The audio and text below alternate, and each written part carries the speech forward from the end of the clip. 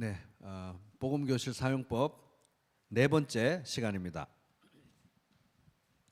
복음을 네 마디로 요약하면 하나님, 인간, 그리스도, 믿음 이렇게 네 단어로 요약할 수 있습니다. 그래서 우리 소책자, 복음교실 소책자는 총 4장으로 구성이 되어 있습니다. 하나님, 인간, 그리스도, 믿음. 1장에서 하나님에 관한 내용이죠.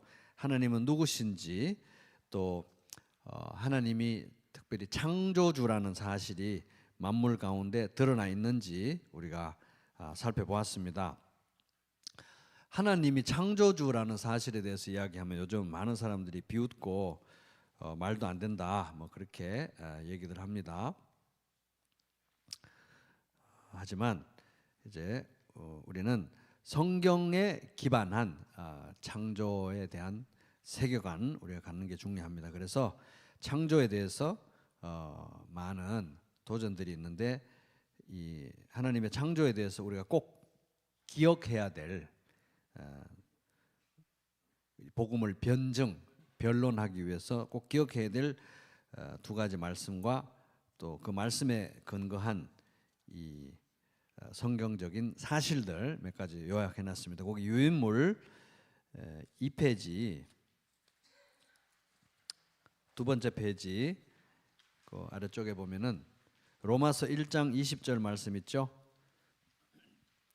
유인물 2페이지 그 중간쯤에 보면은 로마서 1장 20절 같이 읽어보겠습니다. 시작.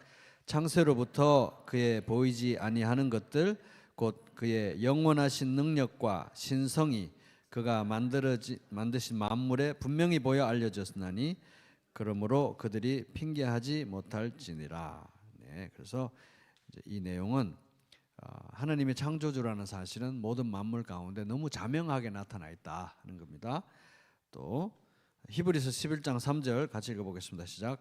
믿음으로 모든 세계가 하나님의 말씀으로 지어진 줄을 우리가 아나니 보이는 것은 나타난 것으로 말미암아 된 것이 아니니라. 그래서 이 중요한 두 말씀을 근거로 해서 하나님의 창조에 대한 기본적인 사실들 몇 가지를 정리해 놓은 겁니다. 그 아래 1, 2, 3, 4, 5번 제가 읽어보겠습니다. 첫째는 이제 하나님의 창조에 관해서 인간은 무지를 핑계 삼을 수 없다. 몰랐는데요. 하나님이 창조주인 줄 그럴 여지가 없다는 겁니다. 왜? 모든 만물 가운데 하나님의 창조주라는 게 너무나 자명하게 드러나 있기 때문에 방금 읽었던 로마서 1장 20절 말씀의 내용입니다. 두 번째는 우리가 뭐 어떤 사람들하고 뭐 과학적으로 볼 때 진화론이 맞고 뭐 창조론이 틀리고 이런 사람들하고 과학적으로 막 얘기해봐야 끝도 안 나고 우리가 분명하게 짚고 넘어가야 될 거는 뭐냐 하면은 그 2번입니다. 인간의 과학으로 하나님의 존재를 부정할 수 없다. 그러니까 과학적으로 볼 때 하나님이 존재하지 않는 게 틀림없다라고 과학적이라면서 얘기하는 건 그 자체가 과학이 아니라는 거예요. 실험 가능하고 증명 가능해야 과학인데 이런 거는 과학의 영역이 아니라는 것입니다. 그래서 우리가 과학적으로 볼 때 하나님이 존재하지 않는다 그 말에 현혹되어서는 안 된다는 겁니다. 하나님의 존재를 부정할 수 있는 과학적 증거는 없다. 세 번째, 그러면 또 인간의 과학으로 마치 하나님의 존재를 증명할 수 있는 것처럼 우리가 얘기했어도 안 된다는 거예요. 그러면 과학이 하나님 말씀보다 더 위에 올려지게 되는 것입니다. 인간은 사실 과학으로도 하나님을 증명할 수 없어요. 하나님은 인간의 과학으로 증명할 수 있다고 말하는 순간 우리 인간 수준의 존재가 되는 거니까. 그래서 인간은 과학으로 하나님의 존재를 증명할 수 없다. 네 번째, 그러면 창조주 하나님에 대한 온전한 지식은 어떻게 얻을 수 있는가? 창조주 하나님에 대한 온전한 지식은 믿음이 없이는 얻을 수 없다. 오직 믿음이 있어야만 하나님이 창조주라는 사실을 온전히 이해할 수 있다 하는 거예요. 왜 믿음이냐? 인간의 이성이 이미 오염이 되어 있기 때문에 믿음으로 거룩해져야 된다. 하나님 말씀으로 거룩해지지 않으면 인간의 이성은 제대로 된 판단을 할 수 없다. 그럼 과학은 그럼 어디다 쓰느냐? 5번 과학적인 발견들은 하나님의 창조에 대한 인간의 이해를 돕는 부차적인 수단이 될 수 있다 하는 것입니다. 자, 그리고 이제 1장에서 또 살펴봤던 내용은 하나님은 어떤 분이신가, 특별히 하나님의 사랑과 하나님의 공의에 대해서 살펴봤죠. 이게 이제 복음교실 문답 제 3문의 내용입니다. 하나님 어떤 분이신가. 그래서 죄를 용서하시는 사랑의 하나님이신 동시에 죄를 반드시 벌하셔야 되는 공의의 하나님이시다. 이게 이제 우리 출애굽기 34장 6절 7절 그 유명한 말씀의 내용입니다. 이러한 온전한 사랑의 하나님, 온전한 공의의 하나님이라는 사실 앞에서 우리 인간이 봉착하게 되는 딜레마는 뭐냐 하면은 우리 인간은 하나님의 사랑이 없이는 한순간도 살 수 없는 존재인데, 하나님의 사랑이 절대적으로 필요한 존재인데, 동시에 우리는 우리의 죄와 반역으로 인해서 하나님의 진노와 심판의 대상이 되었다. 이게 우리 인간이 봉착한 딜레마라는 것입니다. 자, 2장으로 넘어가서 2장은 이제 인간이죠. 하나님, 인간, 그리스도, 믿음. 이제 2장 우리 복음교실 소책자 2장은 뭐 복습하는 겁니다. 지금 인간에 대해서 이제 인간에 대한 내용인데, 인간의 근본 문제는 뭡니까? 제 4문에 보니까 인간의 근본 문제는 모든 인간이 하나님을 떠난 죄인이라는 사실이 인간의 근본 문제고, 그럼 죄의 본질은 뭔가? 바로 여러 가지 뭐 이런저런 죄가 있겠지만 죄의 가장 뿌리, 죄의 가장 본질은 하나님에 대한 반역이 바로 죄의 본질이다. 그럼 이제 6번째 문제와 관련해서 어떤 사람들은 내가 왜 죄인인가요? 나는 이렇게 법도 잘 지키고 다 잘하는데 왜 죄인인가요? 그렇게 할 때 우리는 하나님이 말씀하시는 죄는 겉으로 드러나는 죄만 말하는 게 아니라 인간의 내면에 있는 죄까지도 보신다. 그럼 인간의 내면은 어떤 것인가? 거짓되고 부패했다. 그에 대한 말씀이 예레미야 17장 9절 말씀이잖아요. 그죠? 만물보다 아주 썩고 거짓된 것이 바로 사람의 마음이다. 예레미야서 17장 9절 번지수를 기억하셔야 되겠죠. 그에 대한 말씀이 예레미야 17장 9절입니다. 그래서 인간의 죄는 내면의 문제임과 동시에 존재의 문제이다. 존재의 문제. 그래서 7번 제 7문의 내용은 인간은 죄를 짓기 때문에 죄인이라기보다는 사실은 죄인이기 때문에 죄를 지을 수밖에 없는 그런 존재 자체가 죄인이다 하는 것입니다. 자, 그래서 오늘 이제 8문부터입니다. 8문 같이 한번 읽어보겠습니다. 시작. 인간은 하나님 앞에서 어떤 처지입니까? 답. 인간은 존재 자체가 죄인이며 본질적으로 하나님의 진노와 심판의 대상입니다. 그래서 에베소서 2장 3절도 같이 읽어보겠습니다. 시작. 전에는 우리도 다 그 가운데서 우리 육체의 욕심을 따라 지내며 육체와 마음에 원하는 것을 하여 다른 이들과 같이 본질상 진노의 자녀였더니. 그래서 여기 이제 인간이 지금까지 내용을 이제 요약하면서 인간은 그럼 하나님 앞에 얼마나 비참한 처지인가요? 본질상 진노와 심판의 대상이다. 하나님 앞에서. 그래서 우리가 목이 말라야 이런 내용을 설명할 때 지금부터 이제 이 과정 속에서 설명하는 내용들은 나 이거 다 아는데요 이렇게 들으시면 안 되고요. 내가 누군가에게 설명할 때 이렇게 설명해야 되겠다 하는 참조 자료를 항상 다 받으셔야 되는 거예요. 그래서 자, 이 문제는 그러면 이제 우리가 어떻게 접근할 것이냐? 목이 말라야 물을 마시고 몸이 아파야 의사를 찾는데, 그리고 예수님은 건강한 사람을 위해서 이 세상에 오신 게 아니라 병든 자를 위해서 오셨고 죄인들을 찾아서 구원하시기 위해서 오신 분이라는 거예요. 그래서 이제 오늘 유인물 내드린 거에 보면은 3페이지 마가복음 2장 17절 말씀 있죠. 여기 내드린 유인물에 마가복음 2장 17절 같이 읽어보겠습니다. 시작. 예수께서 들으시고 그들에게 이르시되 건강한 자에게는 의사가 쓸데없고 병든 자에게라야 쓸데있느니라. 나는 의인을 부르러 온 것이 아니요 죄인을 부르러 왔노라 하시니라. 그래서 여러분 이제 3, 4, 5, 6, 7, 8강 6번 동안 매번 배운 그 분량만큼 이제 우리 1대1 전도 훈련에서 이제 전달하시면 되는 건데요.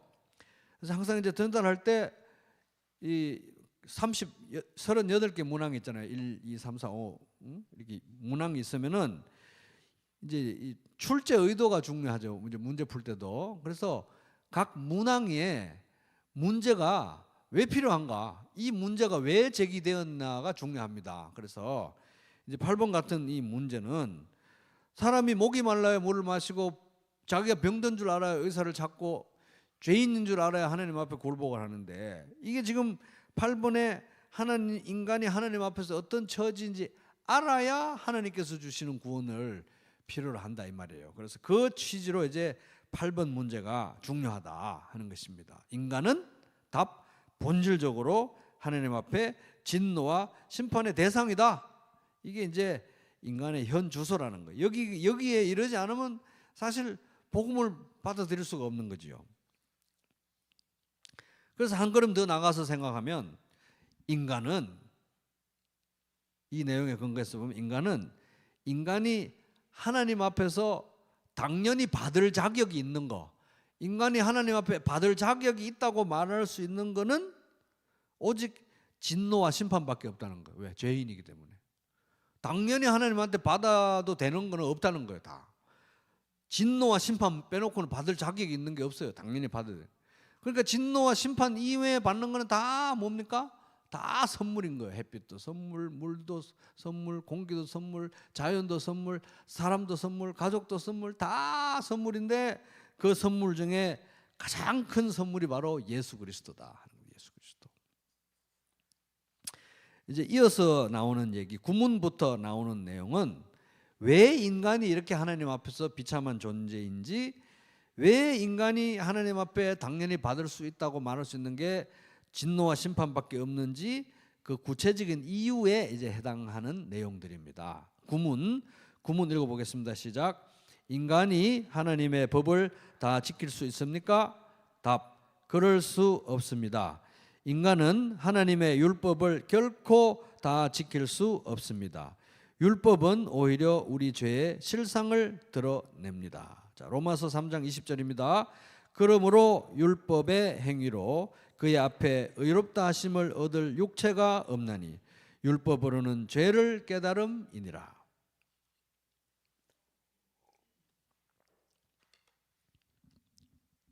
그래서 이제 이 복음 교실을 여러 번 읽어보신 분들은 이제 느끼시겠지만, 복음을 전하다 보면 여기 있는 내용들이 언젠가는 다 이렇게 뭐가 항상 쓰이게 돼 있어요. 항상 그게 뭐였지 이렇게 하는 게 반드시 나오게 돼 있습니다. 이게 그죠? 그러니까 자주 읽어보고 말씀의 번지수도 알고 각 문항의 내용이 대충 뭐가 있는지라도 기억을 하고 있으면 빨리빨리 찾아볼 수 있으니까. 방금 구문 같은 경우는 주로 바리새인 같은 도덕주의자들 있잖아요. 도덕주의자들을 위한 질문입니다. 바리새인들은, 예수님 오셨을 때 바리새인들은 자기들이 마치 하나님의 율법을 다 지킬 수 있을 것처럼, 열심히 해서 다 지킬 수 있을 것처럼 율법의 모든 조항들을 아주 깨알같이 해석을 하고 적용 규칙을 다 만들어 가지고 그렇게 했습니다. 문제는 이 사람들은 하나님 말씀을 다 지킬 수 있을 것처럼 했지만 그 율법의 조항들을 외형화한 거예요. 외형화. 겉으로 보이는 걸로 이렇게 자꾸 몰고 갔다는 거예요. 그러니까 뭐 안식일에 뭐 몇 메타 이상 가면은 안식일을 지킨 거고, 몇 메타 이하로 걸어가면 안식일을 지킨 거고, 몇 메타 이상 걸어가면 안식일을 어긴 거고, 뭐를 먹으면 어떻게 돼, 이런 것까지 다 깨알같이 해가지고 하나님 말씀을 다 지킬 수 있을 것처럼. 그런데 열심히 했는데 뭡니까? 출제의 기본 방향을 틀린 거예요. 이게 원래 취지를 어겼다는 것입니다. 그래서 이제 진짜 문제는 그런 외형적인 의식들을 다, 조항들을 지킬 수 있는 게 중요한 게 아니라 그들의 내면과 그들의 존재 자체가 사실 더 문제였기 때문에 이 율법의 방향과 취지를 이제 어떻게 보면 왜곡한 거죠. 왜? 우리가 지금까지 살펴봤듯이 인간의 내면은 완전히 부패했으며 인간은 나면서부터 존재 자체가 죄인이라는 사실이 성경 말씀으로부터 또 개인적인 경험으로부터 인류의 역사로부터 수없이 증명이 되어 있기 때문에 이 말씀을 외형화해 가지고 이렇게 조작을 하고 외형적으로 자꾸 이렇게 푸시를 해서 다 지킬 수 있는 것처럼 하는 것 자체가 말씀의 원래 취지와 방향에 맞지 않다는 것입니다. 그래서 이제 하이델베르크 요리문답 제8문에 보면 이런 내용이 있습니다. 그렇다면 우리는 그토록 부패하여 선은 조금도 행할 수 없으며 온갖 악만 행하는 성향을 가지고 있습니까? 답, 그렇습니다. 우리가 하나님의 성령으로 거듭나지 않는 한 참으로 그렇습니다. 네, 진짜 그렇습니다. 그러면 이제 우리가 질문할 수 있겠죠. 지키지도 못하는 율법을 왜 주셨습니까? 그러면 그죠? 그게 이제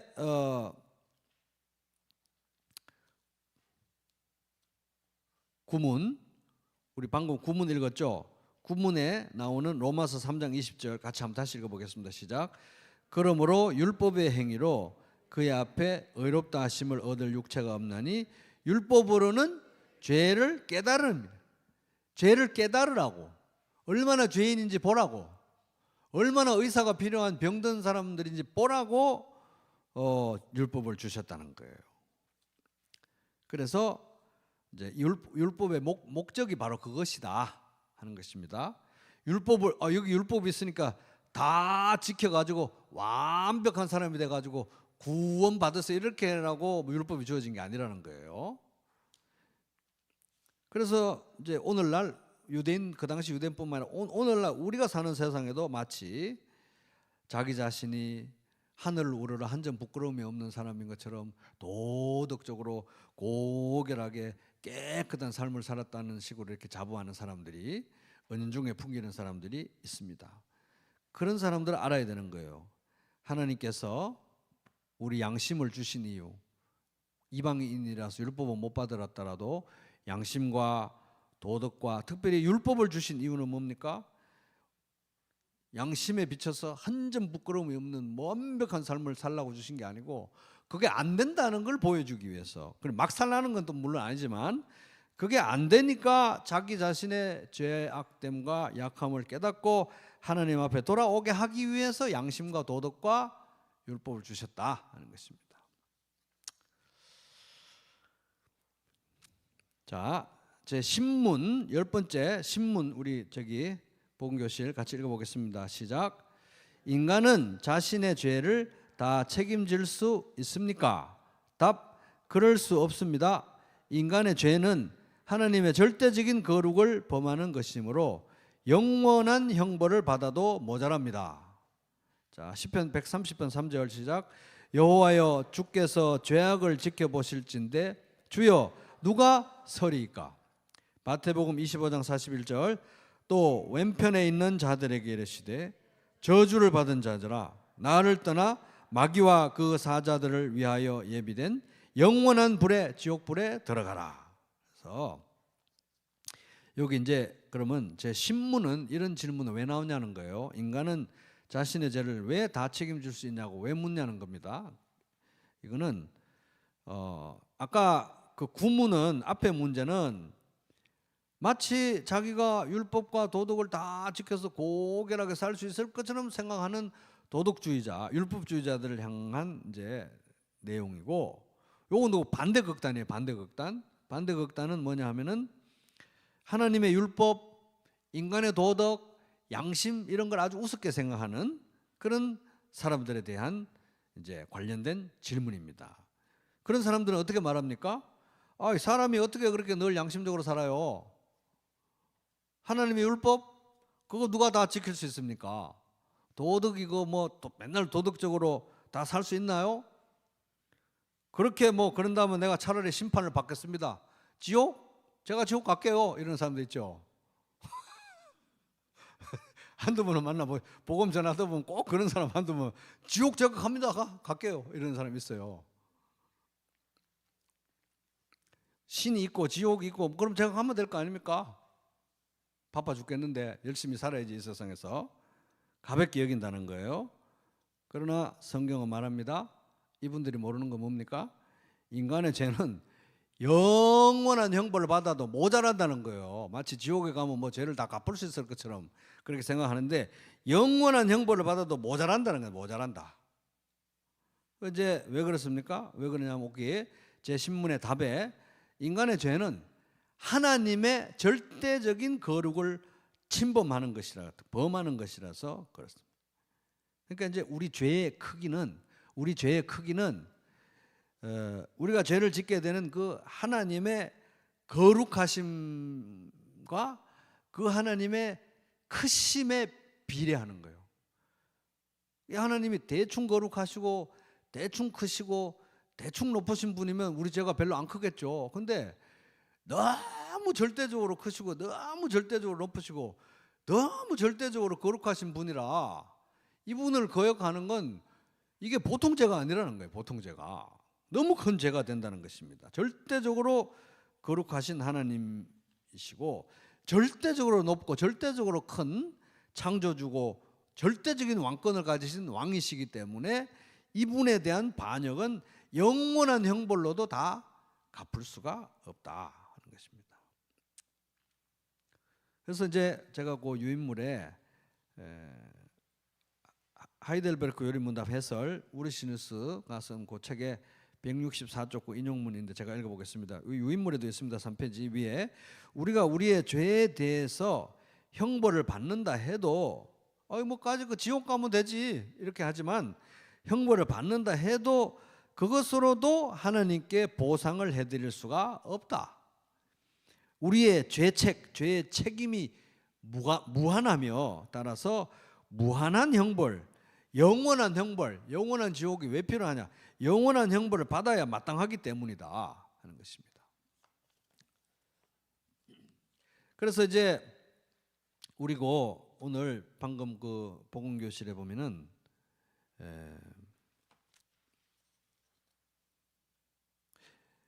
제 신문에 두 번째 말씀 있죠. 마태복음 25장 41절에 보면은 또 왼편에 있는 자들에게 이르시되 저주를 받은 자들아 다 나를 떠나라.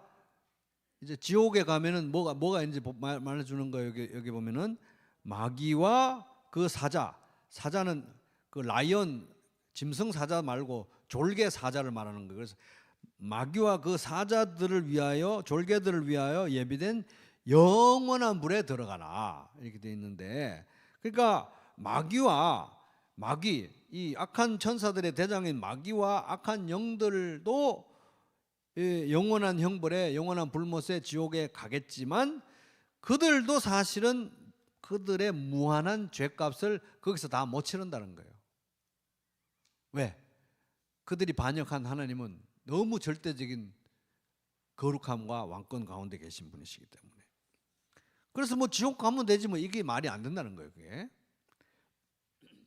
그래서 요 구문과 신문은 서로 이제 반대되는 내용인데 제 구문과 신문이 말하는 바는 그죠? 말하는 바는 우리는 형벌을 다 받아도 죄에 대한 형벌을 다 받아도 하나님의 의를 만족시킬 수가 없고, 그러면 다 순종하면 되지 뭐. 그러면 다 순종함으로써도 하나님의 의를 만족시킬 수 없어요. 왜? 다 순종 못하니까요. 형벌을 받아도 다 못 받으니까. 그래서 형벌로도 순종으로도 하나님의 의를 만족시킬 수가 없다 하는 것입니다.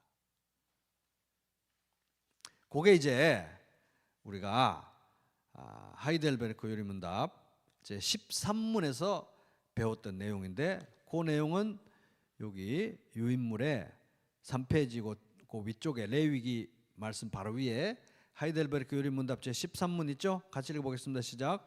우리가 스스로 하나님의 의를 만족시킬 수 있습니까? 답. 결코 그렇지 않습니다.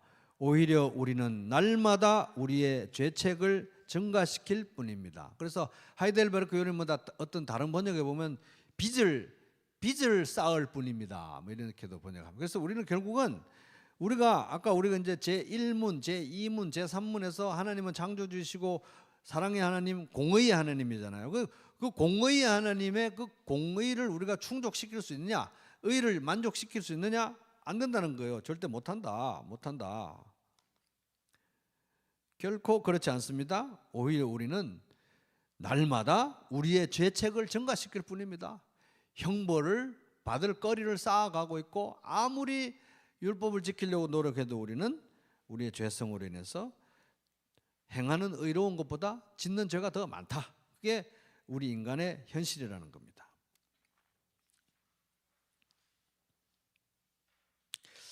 그러니까 저도 이게 공부를 하면서 보면 이거 생으로 어떻게 이걸 믿었을까 이런 생각이 드는데, 저도 그러고 우리 성도님들도 그러고 이런 말씀을 듣고 또 이런 말씀 속에서 진리를 발견하고, 얼마나 우리가 이 안에서 이게 진리가 얼마나 놀라운지 늘 경험하고 있잖아요. 그런 거 보면은 참 믿음을 주셨다는 것도 놀랍고, 저에게 또 이렇게 믿음을 받았는데 나 혼자만 받은 게 아니라 같이 이걸 또 믿는 분들도 계시고 이걸 귀하게 여기는 분들도 참 계시구나, 이것도 놀랍고, 또 그렇게 해서 이렇게 같이 모아진 교회는 더 귀하고, 그래서 또 가끔가다 우리가 서로 피곤할 때도 있지만 정말 옆에 계시는 분들은 참 귀한 분들인 거예요. 진짜로 귀한 분들. 이거 어떻게 믿겠습니까? 그죠? 자, 그래서 제 11문 읽어보겠습니다. 같이 시작. 구약의 동물 제사는 인간의 죄를 다 덮을 수 있습니까? 답, 그럴 수 없습니다. 구약의 동물 제사는 장차 있을 그리스도의 완전하고 영원한 대속의 제사를 가리키는 모형이었습니다. 히브리서 10장 4절 시작. 이는 황소와 염소의 피가 능히 죄를 없이 하지 못함이라. 자, 또 질문이 왜 나왔는지 또 생각해 봅니다. 이제 그래서 여러분 다짜고짜 그냥 질문 읽고 답하고 이러면 재미가 없잖아요. 질문이 왜 나오는지를 설명을 해야 이게 뭐가 설명이 좀 재미있어지잖아요. 그죠? 그래서 지금까지 살펴본 내용에 의하면은 하나님의 공의를, 하나님의 의를 온전히 만족시킬 수 있는 방법은, 그러니까 가설로 이렇게 가상적으로 생각해 봤을 때 다 순종해 버리면 되죠. 물론 그럴 수 없지만 다 순종하면 되는데 그게 안 돼서 문제잖아요. 또 반대는 내가 다 형벌 받아버리면 되지. 근데 다 받아도 모자라는 게 문제죠. 그러니까 순종을 해버리면 되는데 순종을 못하고, 형벌을 다 내가 받으면 돼. 받아도 안 되고. 그런데 또 다른 가능성이 하나가 있는데, 하나님의 의를 충족시키는 또 다른 가능성, 그거는 뭐냐 하면은 누군가 다른 사람이 나 대신 벌을 받아주면 돼요. 그렇지 않습니까? 아까 내가 다 순종은 못하고 또 내가 다 형벌도 못 받으니까 누가 나 대신 벌을 받아주는 그런 방법이 있어요. 제3의 길이 있는 거예요. 그래서 누군가 나 대신 죄값을 치르면 된다는 것을 가르치는 게 이 구약 성경의 아주 중요한 목적 중에 하나였어요. 그 긴 구약 성경, 누군가 나 대신 죄값을 치러주면 되는구나, 이거를 가르치는 게 굉장히 중요한 목적이었다는 구약 성경에. 그래서 먼저 우리는 구약에 나오는 동물 제사, 구약의 짐승을 잡아서 제물로 바쳤잖아요. 동물 제사를 우리 생각해 보겠습니다. 누가 나 대신 죄값을 치르면 되지 할 때, 여러분 자 이렇게 설명하겠죠. 이제 뭐 VIP인지 뭐 구더든지 아니면 누구에게, 나보다 어린 성도에게 설명할 때, 구약에는요 짐승을 많이 잡아서 죽여서 우리 죄값을 대신 치르게 했어요. 짐승에다 머리에다 손을 얹어 가지고 우리 죄값을 거기 옮겨서 짐승이 대신 죽고, 이런 걸 구약에 보면 그런 동물 제사가 많이 나옵니다. 예를 들면요, 여기 나옵니다. 이 주소를 알아야 될 거 아니에요, 그죠? 그래 말로만 그렇게 하면 신빙성이 떨어지니까, 예를 들면 여기 딱 나옵니다. 이렇게 펴서 보여줄 수가 있어야 되잖아요. 딱 그래서 제가 엄선해가지고 제일 딱 그 내용이 잘 압축적으로 나오는 그 구절을 찾았습니다. 여기에 유인물에 3페이지 레위기 4장 32절에서 35절 세 번역으로 제가 낭독해 볼게요. 들어보세요. 예를 들어 이런 거예요. 구약에는 동물 제사가 이렇게 되었습니다. 잘 설명이 됩니다. 들어보시겠습니다. 32절 평민이 속죄 제사 제물로 양을 가져오려면 그는 흠없는 암컷을 가져와서 그 속죄 제물의 머리 위에 손을 얹은 다음에 내 죄는 얘한테 옮겨갑니다. 손을 얹은 다음에 번제물을 잡는 바로 그곳에서 요 놋제단 그 북쪽에다가 그 제단 근처에다가 번제물을 잡는 바로 그곳에서 그 암양을 잡아 죽이라는 말이죠. 누가 잡습니까? 본인이 잡는 거예요. 그죠? 그 사람이 잡는 거예요. 본인이 멱을 따서 잡아서 속죄 제물로 삼아야 한다. 그러면 제사장은 옆에서 지켜보고 있다가 그 속죄 제물의 피를 얼마 받아다가 손가락으로 찍어서 그 피를 손가락으로 찍어가지고 번제단의 뿔 네 곳에다가 이렇게 찍찍 바릅니다. 피를. 그리고 나머지 피는 모두 그 제단 그 놋제단 아래쪽에 그 모래 위에다가 쏟아야 한다. 이거 한번 상상을 해보세요. 이게 끔찍하죠. 이게 지금. 자 35절 제물을 가져온 사람이 세 번역은 주어가 헷갈릴까봐 또 제물을 가져온 사람이 화목제사의 제물에서 양의 기름기를 떼어 가져오듯이 기름기를 아까 그 잡은 암양에 기름기를 다 제하는 거예요. 그 기름기 그 기름기를 그때 고무장갑도 안 꼈을 것 같아요. 제가 보기에는 기름기를 모두 떼어 가지고 제사장한테 가지고 오면 또 제사장은 지켜보고 있다가 그 기름기를 받아서 제단 위 나 주에게 하나님에게 살라 가지고 기름을 살라 바치는 제물 위에 올려놓고 불살라야 한다. 이렇게 하여 제사장이 제물을 가져온 사람의 죄를 속하여 주면 그는 용서를 받는다. 그만큼 용서받는 거예요. 그만큼. 이런 식으로 하면 이제 이걸 읽어준 다음에 도대체 이런 식으로 하면 양을 몇 마리를 당신 같으면 잡아야 되겠습니까? 당신의 죄 같으면 몇 마리를 잡아야. 어떤 사람이 뭐 통계를 내보니까 하루에 거짓말 8번은 하는 게 보통 사람들이 평균 하는데 그러면 그런 식으로 하면 당신의 인생에 양은 몇 마리 잡아야 될까요? 그럼 그 사람이 뭐라고 대답하겠습니까? 그렇게 요 주소를 알아야 되는 거예요. 레위기 4장 32절 35절. 근데 이제 이런 것들은 짐승을 이렇게 잡아서 짐승을 잡아가지고 죄를 용서하는 것이 하나님의 취지였냐 하는 거예요. 그건 아니라는 겁니다. 그게 이제 여기 제 11문 그 밑에 말씀에 있는데 그 히브리서 10장 4절만 나와 있잖아요. 근데 오늘 유인물은 제가 3절 4절 다 해놨습니다. 유인물에 있는 거 읽어볼게요. 같이 시작. 그러나 이 제사들에는 해마다 죄를 기억하게 하는 것이 있나니 이는 황소와 염소의 피가 능히 죄를 없이 하지 못함이라. 그래서 이런 제사들은 죄를 궁극적으로 없이 하지 못하고 또 죄를 지을 때마다 그 짐승을 가져와서 바쳐야죠. 특별히 이 속죄제 중에 제일 큰 게 1년에 한 번 속죄일 날 그 바치는 그 제사가 있는데 그거 하나만 두고 생각해도 1년에 한 번 죄를 이게 우리가 얼마나 하나님 앞에 이 죄 많은 백성인지를 기억나게 하지 그 죄를 다 없애지는 못한다. 그러면 그 많은 짐승은 왜 죽었냐 이거예요. 왜? 그거 바로 이제 이 구약의 동물 제사는 드리면 드릴수록 이 마시면 마시면일수록 목이 마른 바닷물 같이 이 죄를 깨끗하게 완전히 영원히 속해줄 그런 이 대속의 그런 제사를 드려줄 이 하나님이 보내시는 그런 메시아는 언제 오나? 이걸 기다리게 하도록 하기 위해서 이 동물 제사를 드렸다는 거예요. 그래서 예수님의 영원한 속죄를 가리키고 끊임없이 가리키고 메시아가 온다. 우리 모든 죄를 지고 갈 하나님의 어린 양이 온다는 걸 계속 가리키고 기다리게 하는 역할을 했다. 그래서 거기 히브리서 9장 12절 제가 거기 적어놨죠. 같이 읽어보겠습니다. 시작. 염소와 송아지의 피로 하지 아니하고 오직 자기의 피로 영원한 속죄를 이루사 단번에 성소에 들어가셨느니라. 또 히브리서 10장 12절 그러나 그리스도께서는 죄를 사하시려고 단 한 번에 영원히 유효한 제사를 드리신 뒤에 하나님 오른쪽에 앉으셨습니다. 그래서 이제 이렇게 이야기가 흘러간다는 겁니다. 이렇게 사용하는 거예요. 물론 이제 우리가 책의 구성이 하나님, 인간, 그리스도, 믿음이니까 그리스도에 가서 또 이제 이런 얘기가 또 더 많이 나와요. 지금 이제 문제만 인간요 제 2장에는 문제만 사실 많이 나열하고 있는 거예요. 해결책은 예수님한테로 그리스도한테 3장으로 넘어가면 이제 해결책이 다 나옵니다.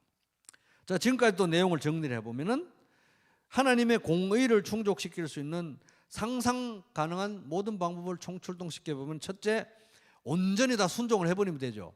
가능한가요? 불가능합니다. 둘째는 그럼 내가 형벌 받아버리면 되죠. 가능한가요? 안 돼요. 왜냐하면 받아도 모자라는 게 형벌입니다. 영원히 형벌 받아도 모자라는 거예요. 그러니까 이제 나 스스로는 내 이 죄와 관련해서 하나님의 공의를 충족시킬 수가 없어요. 그러면 나 대신 누군가가 죄를 가지고 죄를 짊어지고 죽으면 되겠네. 그럼 동물 제사는 가능할까? 동물 제사도 안 된다는 걸 봤잖아요, 그죠? 동물 제사는 그러려고 하면 동물이 그냥 무한대만큼 필요했겠죠.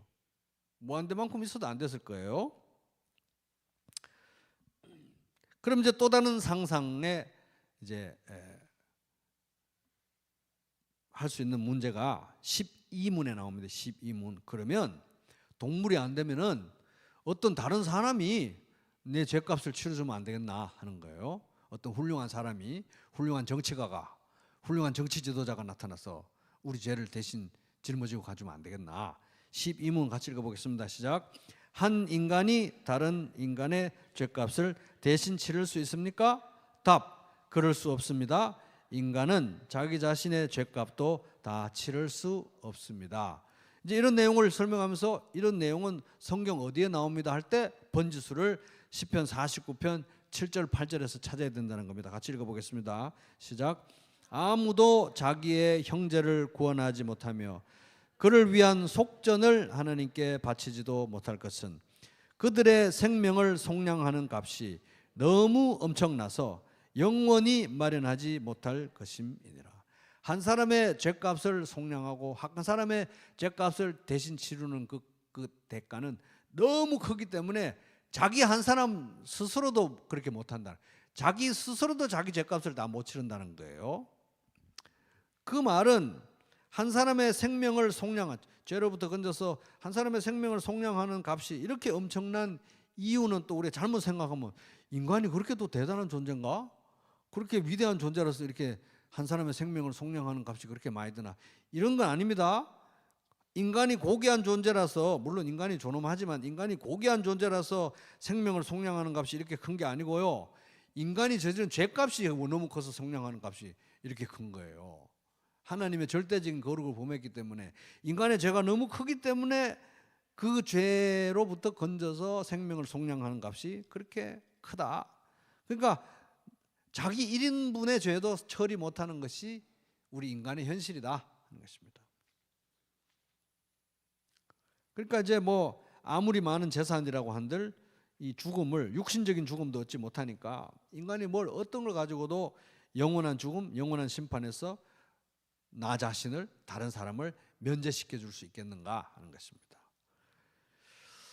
그래서 인간은 이런 것들을 볼 때 하나님 앞에서 본질적으로 진노와 심판의 대상이죠. 제8문의 내용처럼 인간은 하나님 앞에서 어떤 처지입니까? 인간은 존재 자체가 죄인이고 본질적으로 하나님의 진노와 심판의 대상입니다.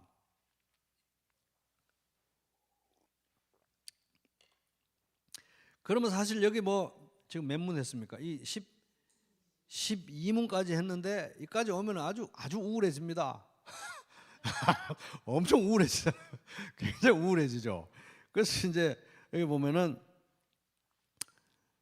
우리 죄에 대한, 죄와 관련해서 하나님의 공의를 만족시키기 위해서는 율법에 순종하든지 죄값을 뭐 형벌을 다 받든지 해야 되는데, 이런 저런 방법 다 불가능한 거예요. 다 내가 해도 안 되고 남이 해도 안 되고 다 안 되니까.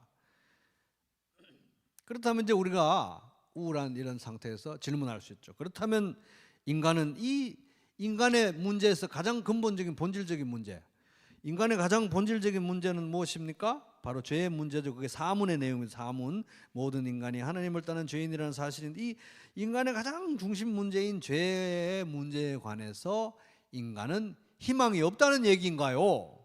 이런 질문을 할 수 있죠. 이렇게 우울합니까? 그 이제 문제가 제 13문의 얘기입니다. 13문 같이 읽어보겠습니다. 시작. 인간은 죄에 대하여 개선의 여지가 있습니까? 답 없습니다. 인간은 죄에 대하여 전적으로 무력하며 유일한 대안은 거듭나는 것입니다. 그래서 희망이 있나요? 이 말에 대한 이 질문에 대한 답은 yes and no. 이기도 하고 아니기도 하다 이런 거예요. 그래서 희망이 없기도 한데 희망이 있기도 하다 이 말이죠. 그죠? 스스로 희망이 없다는 거예요. 스스로. 그래서 요한복음 3장 3절 읽어보겠습니다. 시작. 예수께서 대답하여 이르시되 진실로 진실로 내게 이르노니 사람이 거듭나지 아니하면 하나님 나라를 볼 수 없느니라. 그래서 답이 없어요. 인간은 자기 죄의 문제에 대해서, 인류의 죄의 문제에 대해서 아무런 희망도 없고 답도 없고 뭘 좀 어떻게 좀 잘해서 좀 더 점점 나아질 수 있는 개선의 여지가 있냐? 없다는 것입니다. 안 된다는 거예요. 유일한 대안은 아예 새로 태어나는 거, 새로 거듭나는 것이 유일한 대안이다. 거듭나는 것이 유일한 대안이다. 그러니까 여기서 보면은 예수님이 우리에게 진실로 진실로 너에게 이르노니 사람이 거듭나지 않으면 하나님 나라를 볼 수 없다 할 때 거듭나야 된다고 하는 이 말씀은 마치 안 그래도 우리는 참 괜찮은 사람인데 거듭나기까지 해가지고 아주 천하무적으로 슈퍼맨 같은 존재가 되라. 그렇게 거듭나라는 뜻이 아니고요. 거듭나야 된다고 하는 이유는 우리에게 노답이라서, 답이 없어서, 우리에게 답이 없고 희망이 없기 때문에 거듭나야 되는 것입니다. 그도 그럴 것이 거기 이제 요인물에 있듯이 요한복음 8장 34절 말씀대로 인간은 죄를 범하는 자마다 죄의 종이기 때문에 죄의 종 상태에 있죠.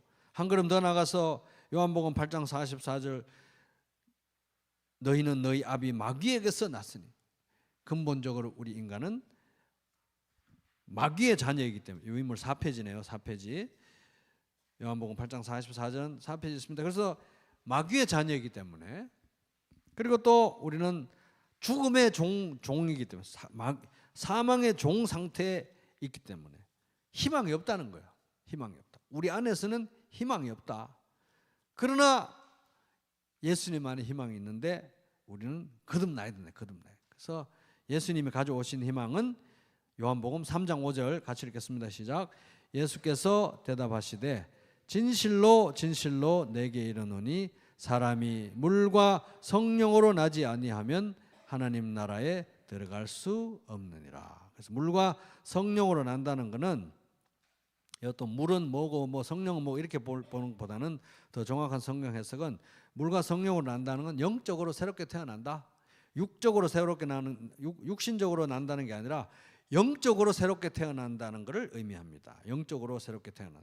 영적으로 새롭게 태어날 때 우리는 모든 물로 씻듯이 모든 더러움이 씻겨지고 성령의 역사로 새로운 피조물이 된다. 영적으로 새롭게 태어난다. 거듭난다. 위로부터 난다. 이런 뜻이. 물과 성령으로 난다는 것은 거듭난다는 것이고, 거듭난다는 것은 위로부터 난다는 것이고, 다 똑같은 말입니다. 그래서 거듭나는 것이 우리의 유일한 대안이다 하는 것입니다. 그래서 우리는 마귀의 자녀, 죄의 종, 또 뭐였습니까? 아까 죽음의 종, 이거이기 때문에 답이 없는데 오직 거듭나면, 하나님 자녀로 거듭나면 답이 된다는, 그게 답이라는 거예요. 그래서 요한복음 1장 12, 13 읽어보겠습니다. 시작. 영접하는 자, 곧 그 이름을 믿는 자들에게는 하나님의 자녀가 되는 권세를 주셨으니 이는 혈통으로나 육정으로나 사람의 뜻으로 나지 아니하고 오직 하나님께로부터 난 자들이라. 그래서 혈통, 뭐 혈통, 핏줄, 아버지가 뭐 구원받았다고 해서 아들도 구원받고 이런 거 아니라는 거예요. 혈통 안 된다는 겁니다. 육정, 유욕, 사람의 욕망, 사람의 욕망으로도 되는 게 아니에요. 난 욕망한다고 해서 이게 뭐 거듭나지는 것도 아니고, 사람의 뜻, 사람의 의지, 뭐 결정 이런 걸로도 안 된다는 겁니다. 그래서 오직 이것은 하나님이 낳아 주셔야 된다. 성령의 역사로 거듭나야 된다. 성령이 거듭나게 해야 된다. 그럴 때 거듭날 수 있다. 그것이 유일한 답이다 하는 것입니다.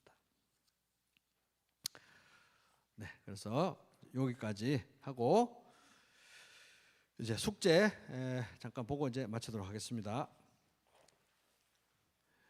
이제 본의 아니게 다음 주에는 선교사님 오셔가지고 한 주 방학을 하게 돼가지고 숙제 오늘 숙제는 조금 지금까지 숙제가 또 밀리신 분들은 예, 또 이렇게 또 따라잡을 수 있는 기회로 쓰시기 바랍니다. 일주. 그래서 이제 1번은 이제 강의 들었나요 안 들었나요 동그라미. 2번은 이제 6번에 걸쳐서 3, 4, 5, 6, 7, 8과 그날 배운 만큼 가서 전하는 건데 6회에 걸쳐서 만나는 건데 조장은 이제 조언의 영적인 성장과 복음에 대한 훈련을 책임지고 또 진행해 주시고요.